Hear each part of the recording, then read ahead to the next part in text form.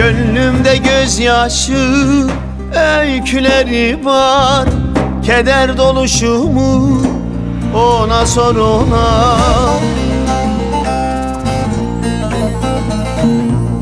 Dilimde sevdanın türküleri var. Heder oluşumu ona sor ona. Ona sor ona, ona sor ona. Bunu bana değil, ona sor ona. Ona sor ona, vay dile dile. Bunu bana değil, ona sor ona.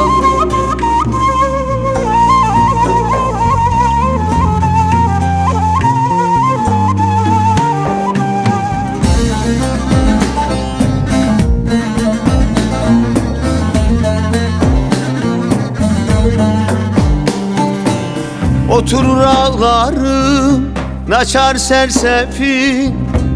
Esiyor başımda yel efil efil. Ellerim koynumda oy melil melil. Masum kalışımı ona sor ona. Ona sor ona, ona sor ona. O kendini bilir, ona sor ona. Ona sor ona, vay dile dile. O kendini bilir, ona sor ona.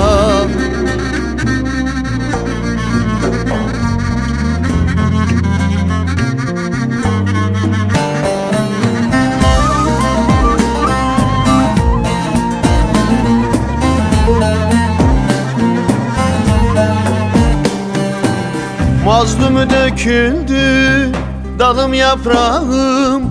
Bir haneye döndü şu gönül bağım. Saniye saniye eridi yağım.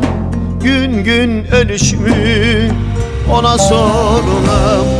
Ona sor ona, ona sor ona. Bunu bana değil, ona sor ona.